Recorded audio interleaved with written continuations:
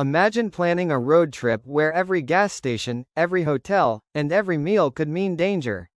The VR documentary Traveling While Black takes you inside Washington, D.C.'s legendary Ben's Chili Bowl to explore this painful history.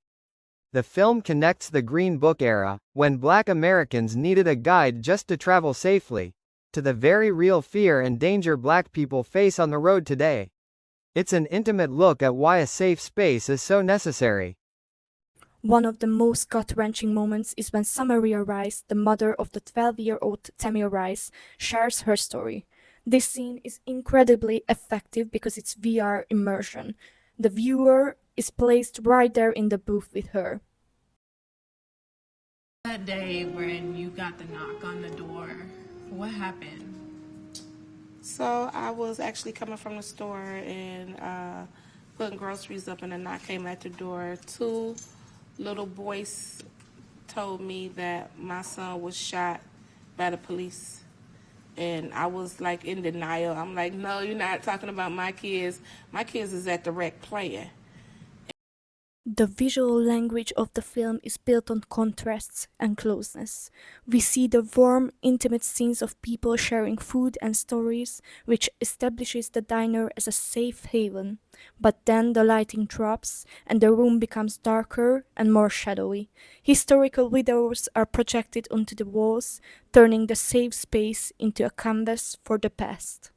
The sound space reinforces this tension. The background noises of the videos on the walls is like the constant echo of history. Then comes the VR scene, showing harsh reality of segregation.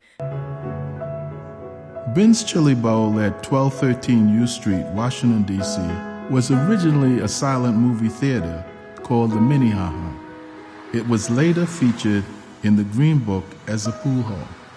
To change, I mean, I remember I was maybe 14 years old when I started seeing the challenge, the real challenge in Montgomery with the bus boycott, with Rosa Parks. Film discusses a very relevant issue. It shows a powerful case that the danger of traveling while black did not end with the Civil Rights Act. It shapes collective memory. It forces public discourse to see past and present as one continuous problem, showing that while the whites-only signs are gone, the underlying risk and systematic threat to Black people's movement remain. I strongly agree with the film's position.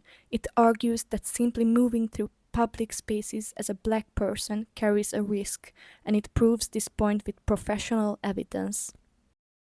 The mother's testimony, combined with the historical record of the Green Book, provides a professional, well-supported argument: the need for safe spaces and the fight for simply existing safely in America.